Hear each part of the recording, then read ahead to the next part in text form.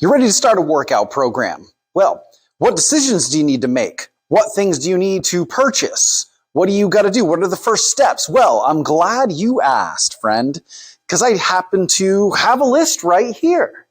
So let's go over some of the most important things that you need to decide. So you've worked up some motivation. You've been thinking about doing this for a long time, but you're finally ready to dive in with both feet. Well, let's go through a few things to consider so that you don't end up going down the wrong path, burning out, and so forth. So first up, what should you do? Should you get a gym membership or should you try working out at home? All right, this is a more viable option these days because you can purchase gym equipment rather easily now. You can get yourself a online coach, which we'll talk a little bit more about later on. So that's a more viable option, but there is still the classic gym membership that you can get.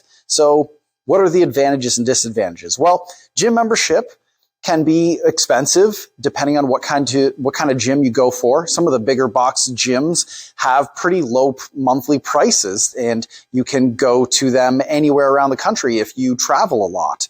Like some place like a PFit, perhaps. They give you $20 a month. $20 a month, you get a membership anywhere in the country. Relatively inexpensive, lots of equipment, but you have to also deal with some crazy rules and share space with people, equipment with people. That can be a bit annoying and present its own challenges. However, you do also get the benefits of having a community and having equipment that you don't have to maintain or purchase. It's not going to take up space in your house. But if you work out at home, then that presents other challenges, but it has other benefits. You have the equipment right there. You don't have to drive anywhere. So if you work from home and you don't want to go anywhere, then you have your equipment right in your house. But there are also a lot of distractions at home. So if you work from home, there's work responsibilities. Maybe you have kids at home or pets, or maybe you're thinking about house projects that you need to do and you do those instead. But again, the convenience is undeniable. I'm just saying that both present unique challenges and have their own benefits as well. So that's a decision you'll have to make. You have to do some research around your home of what gyms are available to you, or do some research into how much equipment will cost and or other things you need to purchase, and kind of weigh the pros and cons from there. Next up, clothing. So important thing, you want to have proper workout attire. So nothing super, you don't need anything super fancy, but guys, you may want shorts or track pants, sweatpants, t-shirts, tank tops, whatever. I mean, hey, you want to work out shirtless at home, go for it. But if you have a gym membership, you're most likely going to have to wear something. Ladies, sports bras, shorts, pants, whatever you're into, yoga pants, whatever it might be, those will be some options and things you want to consider as well. So sports bras, from what I understand, better for working out. So, but I won't go any deeper into that one. But yeah, clothing, important. Sneakers, lifting shoes. If you're going to lift some weights, I recommend lifting shoes. Noble has some good shoes that are relatively flat, good for weightlifting, but also flexible, unlike your traditional weightlifting shoe that can be quite rigid. So those are a good option if you're going to do a combination of lifting or running or moving around a lot. Then speak to your doctor. So before you actually get going, very important, especially if you're an aging individual, to check with your doctor to make sure that your heart is healthy and that you don't have any sort of musculoskeletal injuries or pain that could be a potential problem for you as you start getting into a workout program. So talk to your doctor and or physical therapist, especially for musculoskeletal issues you may need to address before you start, or to work with alongside you starting out your workout program. So definitely something you want to consider right off the bat to ensure your safety and that you're getting everything out of your workouts and that you're able to continue doing your workouts without hitting some sort of major roadblock. with your health. And then set some goals. What goals do you have? Is your goal to lose a certain amount of weight? Is your goal to get stronger, to keep up with your kids? Do you have some sort of event like a half marathon or a weightlifting competition or a 5K that you're looking to do? These things are good. They can be really good motivators for you to stay consistent. A lot of people like to have something to train for instead of just training for the sake of it.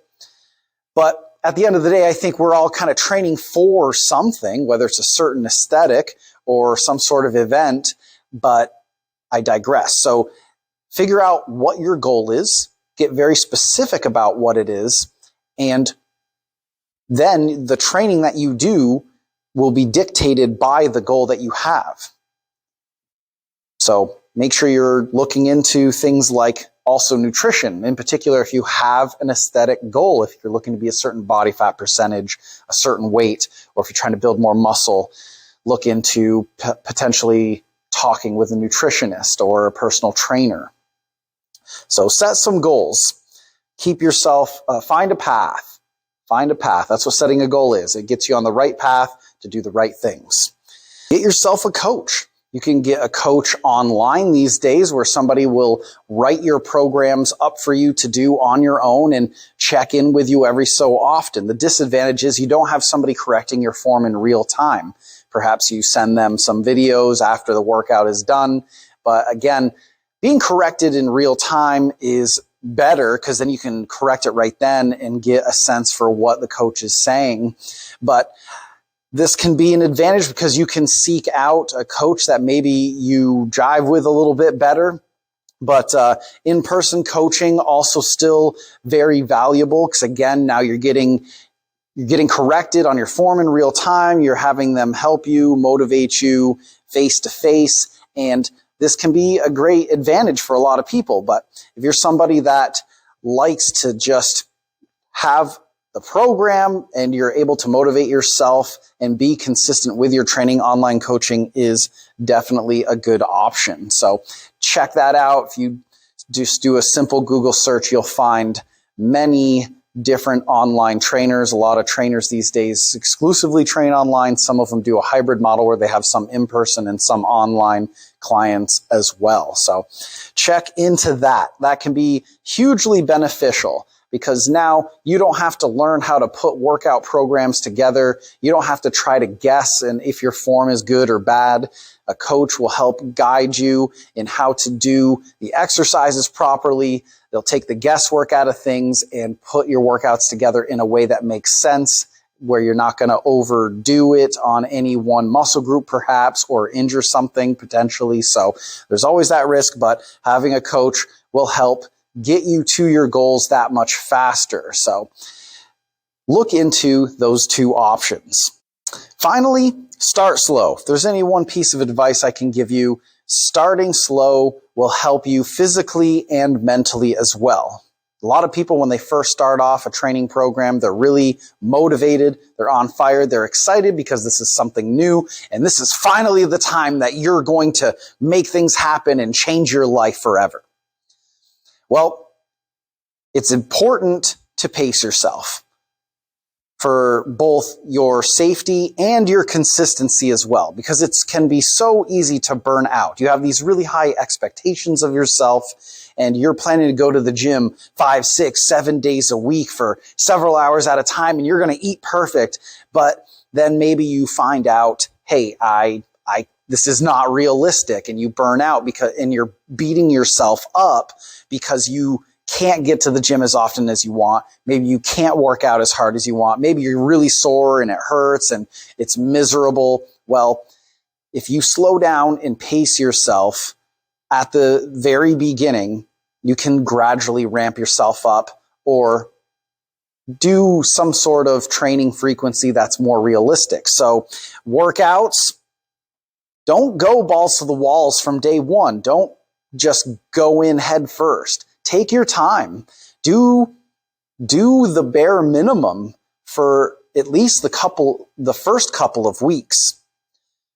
Because contrary to what you see on TV or on Instagram, your workouts aren't always going to be super hard every single time you go into the gym. That's a good recipe to injure yourself or burn yourself out, especially if you're a new person, if you're new to exercise. Take your time. Learn how to do the exercises properly. Don't make yourself super sore. Pace yourself and take your time, and the results will come along with that. The results will come with consistency, not necessarily the intensity that you can do each time you go into the gym. So the frequency of the workouts, this means like how often are you doing it? So usually we use a weekly basis. So are you going twice a week, 3 times, 4 times, 5 times a week? So if you have thoughts of going 5 times a week, but you work long hours, you have children, you have other responsibilities on your plate, perhaps that's not going to be realistic. So maybe start off with 2 or 3 days a week initially and see if you can sustain that for a period of time. And then once you've gotten that under your belt, like a month or 2, maybe then try adding another day perhaps. But we want to do something where you can get some small wins at the beginning and build some momentum for yourself. I hope you found this guide, this video useful. If you thought it was helpful, share it with a friend. Subscribe to my channel, and if you're looking for more details on exercises or how to structure your programs, check out more of my videos and shorts on the channel.